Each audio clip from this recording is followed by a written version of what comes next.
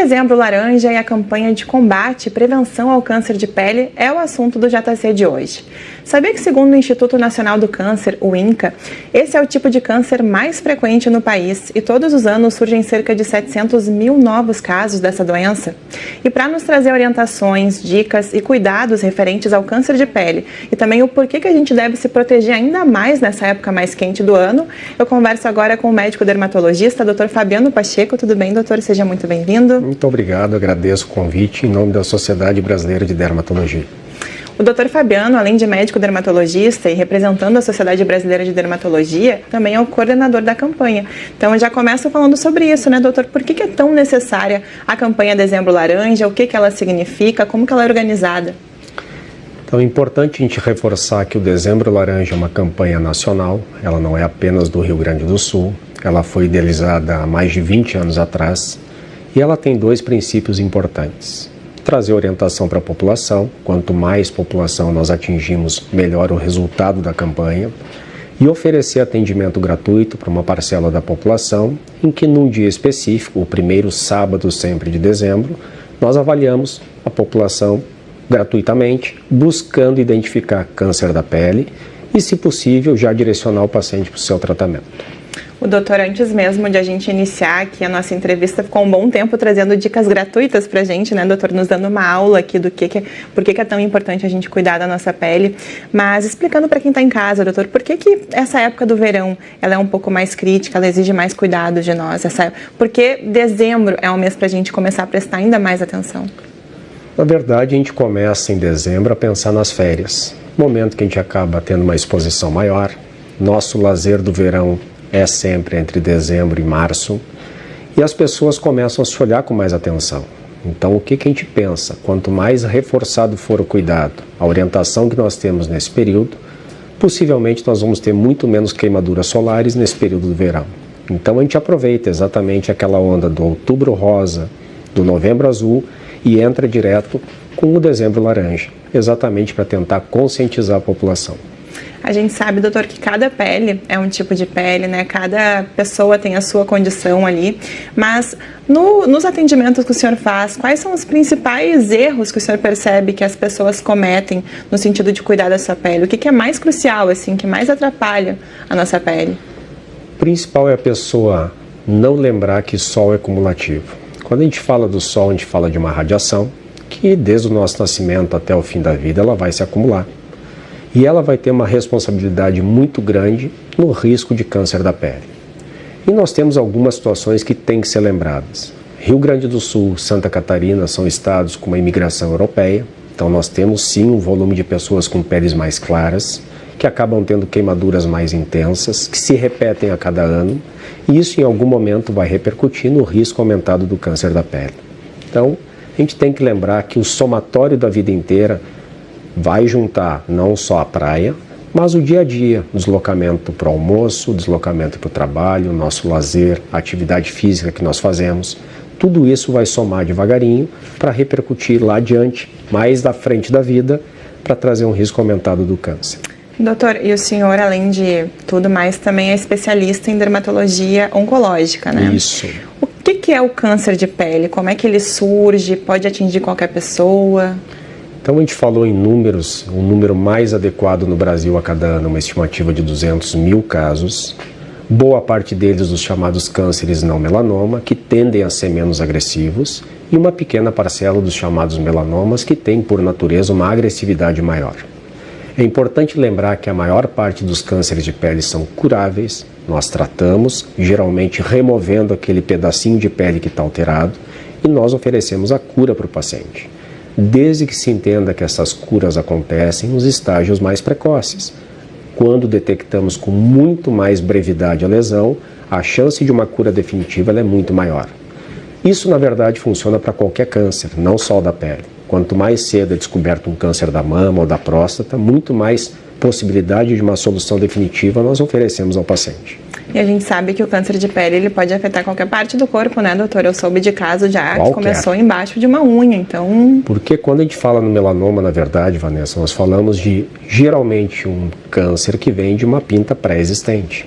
E se eu pensar onde eu posso ter uma pinta na pele, qualquer parte do corpo. eu posso ter sinais de pele no couro cabeludo, que a gente nem conhece às vezes, na área da mama, área da planta dos pés, e qualquer um desses locais potencialmente pode desenvolver ali o melanoma. Os demais cânceres de pele têm uma relação muito mais direta com o sol, então nós esperamos eles em áreas mais expostas ao sol. Raramente eu vou ter um carcinoma, por exemplo, numa área não exposta, como as axilas, como a região da nádega, como a região dos pés, mas ele vai ser muito, muito mais frequente na face, nos ombros, nos braços, no colo, nas costas, que foram locais de muito mais exposição na vida. E infelizmente, doutora, a gente já está acostumado com aquela parte da medicina que trata, não da medicina que previne, né? Porque a gente acaba buscando um médico quando a gente já está com um problema ali, principalmente o dermatologista, que, ao meu ver, é um dos médicos mais importantes, assim, que eu pelo menos imagino.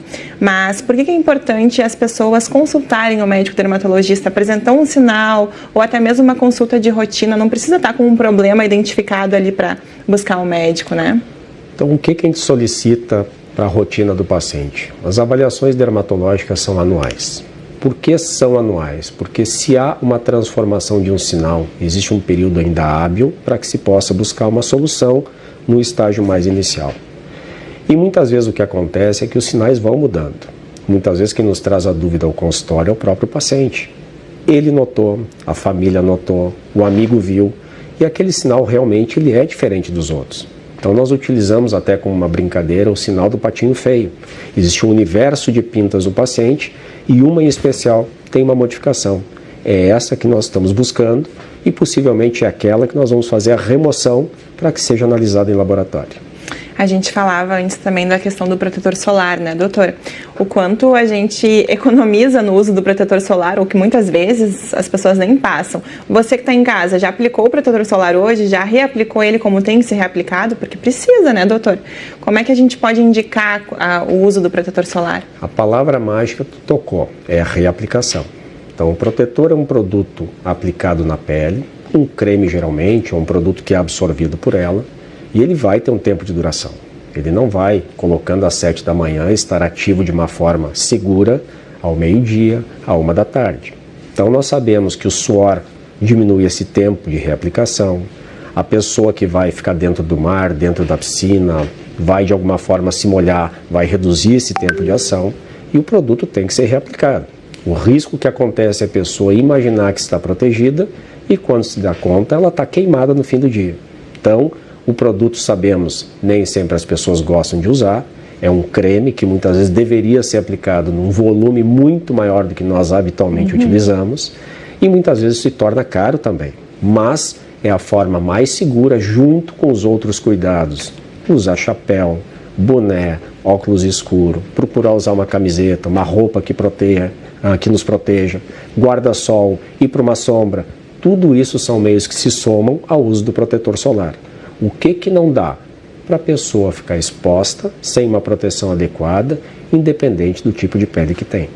Inclusive, agora eu vou pedir um adendo para vocês. Vou pedir para que o Wagner participe do nosso Jornal da Câmara de hoje, porque eu trouxe um protetor solar, que eu quero contar uma curiosidade para vocês. Tá ali no banco, o Wagner vai me alcançar o protetor, porque, doutor, o senhor me explicava aqui, eu até fiquei com vergonha de mostrar para vocês, porque eu ia pedir para o doutor me falar a quantidade de protetor que a gente deve passar, e ele me disse que um tubo desses daqui é para uma aplicação no corpo. Então você sabia que um tubinho desse daqui, tu passa uma vez no teu corpo, acabou. Porque a quantidade melhor a ser usada, né, doutor? É que quando a gente vê o número do protetor, foi feito todo um trabalho de pesquisa em laboratório mostrando a quantidade ideal de aplicação na pele. E geralmente a quantidade que nós usamos ela é muito aquém, muito abaixo daquilo que foi testado em laboratório. Por isso nós pedimos também que quanto mais alto o protetor é, no seu número em si, mais tempo nós vamos ter entre uma reaplicação e outra. Então é importante entender o volume de proteção, de aplicação de produto na pele, precisa ser um pouquinho maior daquilo que a gente está acostumado. Nós estamos acostumados a aplicar até ele desaparecer. Na verdade, ele deveria ficar com uma camada mais branquinha sobre a pele, o que é difícil para a maioria das pessoas. Ninguém vai conseguir se deslocar, vai colocar sua roupa, vai estar na praia, é difícil. Então a gente precisa ter a noção da quantidade, mas o principal, a reaplicação, que é o que a gente comentou há pouquinho. Doutor, e numa rotina assim de quem usa o protetor diariamente, que é o que deve ser feito, né? Como é que a gente faz? A gente passa o protetor e depois o hidratante, para quem passa o hidratante, ou o hidratante depois do protetor? Como que deve ser a sequência de produtos? Muitas vezes a absorção ideal seria do protetor primeiro. Então nós aplicamos o nosso protetor, mas o inverso também funciona. É importante entender que ele tem que chegar na pele. Aquela história do que eu acho que vai funcionar, só vai funcionar se ele conseguir ser aplicado. E hoje em dia nós temos protetores com pigmento também. Então muitas vezes a pessoa vai se maquiar e já está com uma base prontinha. O protetor já tem cor e a pessoa tem muito mais agilidade, muito mais facilidade no seu dia a dia. Evoluindo cada vez mais, né? Em relação ainda, falando sobre a questão do câncer de pele, doutor, o senhor comentou aqui que ele, sendo diagnosticado precocemente, as chances de cura são muito grandes, né? Mas ainda assim existe a preocupação porque existem cânceres que são letais, no sentido do câncer de pele. Em que momento que ele pode se tornar letal, doutor? A decisão sempre de que conduta vai ser feita, ela vem após a retirada da pinta em si ou do câncer de pele e a análise que nos mandam do laboratório. Ali existem especificações que vão trazer uma definição de maior ou menor risco. Inclusive é por isso que alguns pacientes têm apenas a remoção do seu sinal e outros têm toda uma investigação com exames mais específicos como ressonâncias, tomografias, os chamados PET-CT, exatamente para que se possa tentar encontrar dentro do corpo algum resíduo desses tumores que o exame inicial mostrou serem um pouco mais agressivos. E a gente tem ali, doutor, algumas regiões do país, né? O senhor que integra a sociedade brasileira sabe bem, né? Que algumas regiões elas acabam tendo mais incidência de câncer de pele. Isso tem a ver por ser cidades mais praianas, enfim, algo assim nesse sentido? Pensando nas 5 regiões do nosso país, a região sul é definitivamente campeã de casos de pele comparados com o número de população. Então a gente tem números praticamente o dobro do que a população do país tem, e os nossos números são equivalentes aos países com mais casos de câncer da pele, como por exemplo a Austrália. Isso tem muito a ver com o nosso hábito de exposição apenas no verão, então nós queimamos porque nós temos pouco tempo de sol para aproveitar, e as peles de origem europeia, como a gente citou mais cedo. Então são peles menos resistentes, com mais possibilidade de queimadura, que em geral tem mais quantidade de pintas na pele, e isso aumenta muito o nosso risco específico. Lembre que nós temos trabalhadores do sol, pessoas que trabalham na agricultura, pessoas que trabalham expostas, trabalham em construção. Hoje em dia eles têm muito mais orientação, inclusive das empresas, muitas inclusive fornecem protetor solar, Sim. Mas essa orientação ela é contínua. As empresas orientam, nós orientamos, a sociedade tem também o seu papel de trazer uma orientação para toda a população. Inclusive, doutora, a gente teve recentemente um projeto de lei aqui que não foi aprovado, que tratava sobre a distribuição gratuita de protetor solar nas unidades de saúde. Essas pautas são importantes, são preciosas para a sociedade também? São, porque a gente lembra que a palavra mágica é prevenção. Então, muito do que a gente faz é detectar a alteração e tratar o paciente. Mas eu acho, no meu pensamento de dermatologista, que tudo começa muito cedo. A educação na escola, para que a criança tenha essa compreensão, para que ela possa executar todo esse cuidado uma vida inteira. Nós sabemos de forma muito clara que os primeiros anos de exposição solar são determinantes a longo prazo de risco aumentado de câncer. Então nós queremos até os primeiros 20 anos de vida frear a exposição ao sol. Alguns países têm inclusive regras muito explícitas de crianças na escola com chapéu, com mangas longas, exatamente por esse risco dentro daquela população ser muito aumentado. Agora que o senhor tocou na questão dos fatores de risco, eu queria ampliar um pouquinho mais isso, doutor. Além da exposição dos primeiros anos de exposição ao sol, existem alguns outros fatores que são pré-determinantes para que a pessoa venha desenvolver ou tenha mais predisposição para desenvolver o câncer de pele? Então, cito alguns para ficar mais fácil de entender. Peles claras, pessoas com olhos claros, as pessoas ruivas, as pessoas que tiveram queimaduras solares na infância. A história na família de câncer da pele ela é muito importante. A questão de hábitos de trabalho, pessoas mais expostas ou menos expostas. As pessoas que muitas vezes têm doenças que trazem uma baixa da imunidade e de defesa da pele. Pacientes transplantados são muito importantes porque usam medicações que têm essa função de reduzir a proteção natural do corpo. Então são pequenos detalhes que vão se somando e que vão aumentando os riscos da exposição de cada pessoa. Mas vale lembrar também que predisposição não é pré-determinante, né, doutora? A gente pode mudar isso num cenário de que, se a gente se cuidar, talvez esses fatores aí nem influenciem muito, né? A gente só está falando em risco.